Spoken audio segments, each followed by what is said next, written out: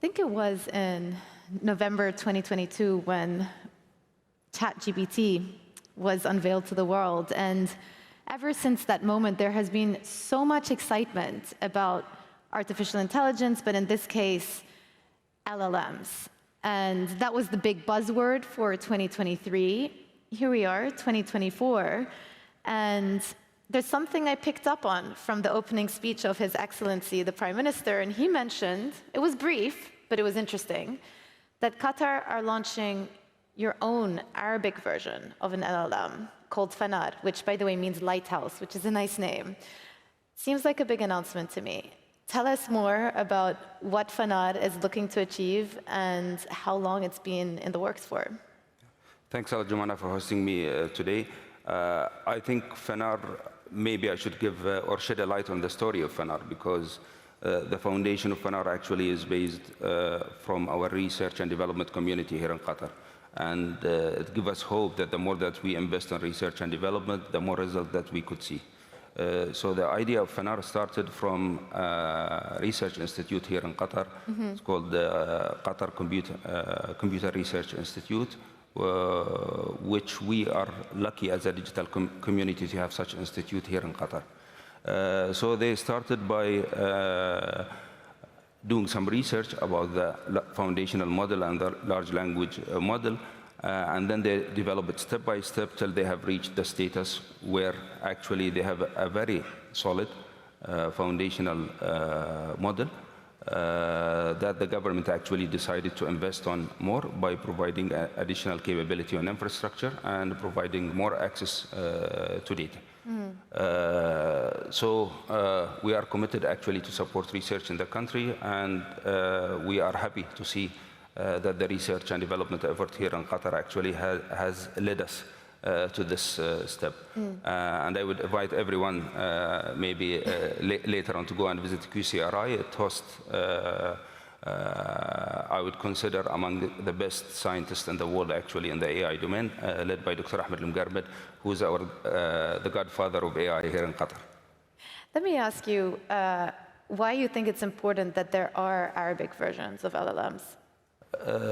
Every language will have to have its own LLM, and to a certain extent, at a certain stage, we would have to reach a status where we will have multilingual model.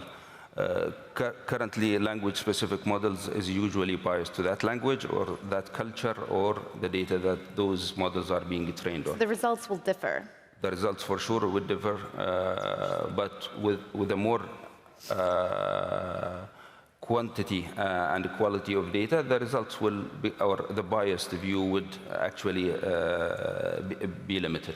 But we need to start something. I think in our region there are multiple initiatives to develop Arabic LLM, and one of them actually that we hope it will dominate at a certain stage is Fanar. Yeah, yeah. Some people say that there's an AI arms race going on around the world. You've got all of these economic superpowers investing in AI, partnering up, looking at new technologies. What role does the Middle East play? We would have to look into the capability of each region or each country. I think maybe in US or China, they have much more capability when it comes to semiconductor, for example, manufacturing, to technological development, to resources and research, robust research scientists, unlike our region, for example, where we don't have semiconductor industry that we can build on. So the capability differ, but the capability that I would see the Middle East region can excel in, and being able to operate infrastructure that can support the world need for compute capacity, which is a big problem now. And the race now is to be able to have compute capacity available with pressure on the supply chain globally in that domain. And also on the foundational model, I think we would be able to contribute, and later on in the use cases or application. We have some interesting actually development also on the use case and applications in our region.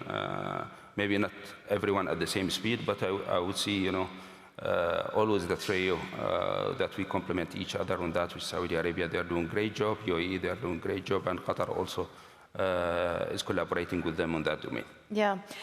You mentioned semiconductors. The region is not known as a semiconductor hub, but there are other pickaxes involved in artificial intelligence, and the two others that come up are data centers and human capital. You actually need humans to train these machines. But let me just ask you about the opportunity for data centers in the region as well. Yesterday, I was speaking to one of your colleagues, His Excellency, from the Real Estate Authority, and he was talking about how one part of Qatar's plan is to repurpose existing real estate data centers could be a focus. How does that tie in to what you're trying to do as well? It's within the infrastructure ecosystem that would be required for AI, and Qatar has actually attracted many global players when it comes to data center and also the hyperscalers. We look forward to grow our capacity on data center capacity in Qatar three times more in the next 5 to 6 years, and also to attract more of the hyperscalers, more than what we have to operate from Qatar. And for sure, all the infrastructure that we try to build will not be operated by the government, but by our partners, whether in private sectors here in Qatar or globally. As you know, there are also limitations on access to technology in certain aspects of it. Yeah. Well, I mentioned that 2023 was probably the year that artificial intelligence started dominating the airwaves. I've certainly had many interviews where I've asked about artificial intelligence, but Qatar actually put in a national AI strategy back in 2019 based on 6 pillars: education, data access, employment, business research, and ethics. How do you see AI impacting each one of those individual pillars? Yeah. If we take, for example, a human capital pillar, everyone globally see AI as a threat. We see it as an opportunity in Qatar, because at the end we have a limited human capital capacity, and in order to introduce efficiencies and increase the output actually of the current capacity, AI would be a major contributor. We see a very limited impact when it comes to sophisticated jobs, but maybe the impact is higher on clerical or administration jobs that comes in the future. I think one of the important pillars that we talked about in the strategy is data. As I always give an example of AI as the restaurant and data is the kitchen. No one would like to go and see the kitchen, and everyone would like to go and eat the food. But the real challenge actually is making sure that the amount of data available is with a certain quality and certain capacity that will enable everyone to innovate in the future of AI. And we have tackled that topic specifically, as we are a small country with a small amount of data, and we introduce a term there, we call it data diplomacy. Data diplomacy. Exactly, where we need actually to make sure that we group a number of countries where we can collaborate and share data with, so that we can make sure also that the small countries also will have access to the technology with a certain amount of data that can help them to develop AI applications in the future. I mean, to continue on your kitchen analogy, the food you eat is only as good as its ingredients. So you've got to have good ingredients. You've got to have good data. And maybe this is where Fanar would be excelling, because data cleaning, data quality is one of the high priority, or one of the things that our scientist actually is insisting to have good quality data so that the model can be good. You mentioned the word collaboration. I know that there are other countries in the region also who have come out with their own Arabic versions of LLMs. Yes. How important is it that you collaborate amongst each other? I think we should all collaborate as we sit on a limited amount of data, and at a certain stage we would have to open up together and make sure that those models are open source model where everyone can benefit from them. As in general, if we see the world today, the amount of data that's available in Arabic is very limited. Maybe I can quote a number here. I think the Arabic data on internet maybe doesn't exceed 2 to 3%, which is again a challenge. That would be a bigger challenge when AI comes. Human capital, you said that it's not an issue in Qatar. What do you do to attract the right talent? I think the pressure on talents is everywhere, but we started from seeing it from economic perspective. Where do we need the digital economy sector to be, and how much the amount of resources that would be required in order to reach the economic target that we have set for ourselves. So over the coming 7 to 8 years, we should be doubling ICT professionals in Qatar to increase the existing 20,000 to 46,000. So an average increase of almost 100%.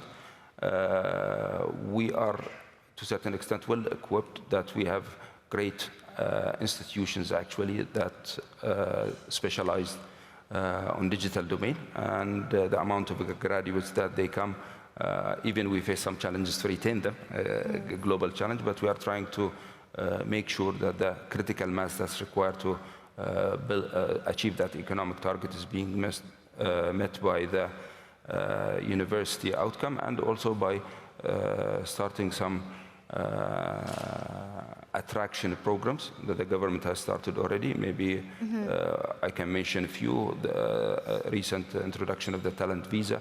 It will be a great tool in order to make sure that the talent would live here comfortably. Yeah. And the second thing is Jusur company, which is another vehicle that talent can operate through. And as part of our Digital Agenda 2030, we will be launching a program by beginning of next year, specifically designed to attract digital talent to operate from Qatar. Right. Oh, well, we spoke about, I guess, public collaboration within GCC. I'm interested to hear, I mean, there are numerous public-private partnerships in place already. To what extent do those public-private partnerships with multinational corporations help push this project forward? For sure, it helped a lot. Specifically, we need access to technologies that we don't produce. We need access like the to chips. Exactly. We need access to knowledge that we don't have sometimes. So collaboration is going very well, and we see a very positive result in dealing with multinationals in that domain. Doesn't matter if it's East or West. It doesn't matter. In terms of knowledge, it doesn't matter East or West. You spoke about some of the use cases for the AI that you've been deploying, and I know you've also leaned on it heavily also around the World Cup.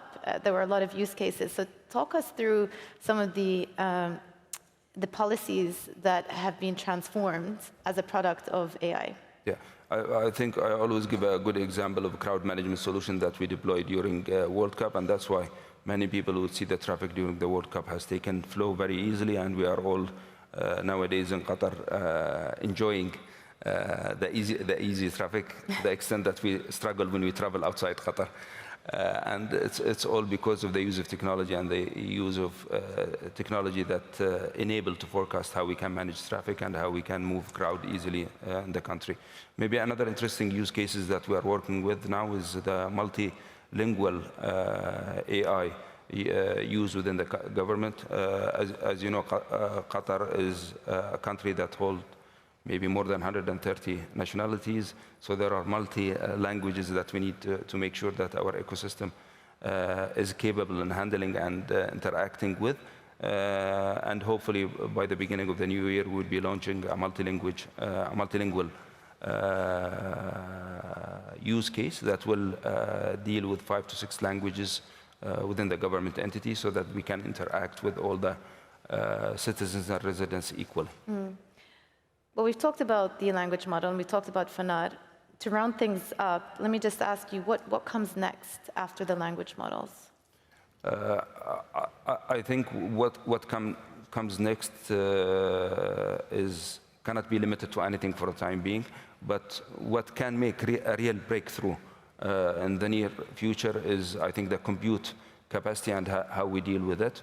I think the world has exhausted the current compute technology capability in order to serve AI and to serve other complicated problems that exist in the world. I think a big leap will happen if quantum compute would be delivered ahead of time, so that we can start delivering much more complex use cases to resolve much more complex problems. Well, you were saying to me off record before, offline, I should say, that current use cases are very math-oriented, but in the future we're looking at more physics-oriented answers. So Sure. if you want to explain that to the audience. So I think, we are in a leap time now in technology when it comes to all the technologies that we have dealt with are basically yes or no, or 1 + 1 = 2. Now, the technologies would move us actually to have a level of error that can be accepted and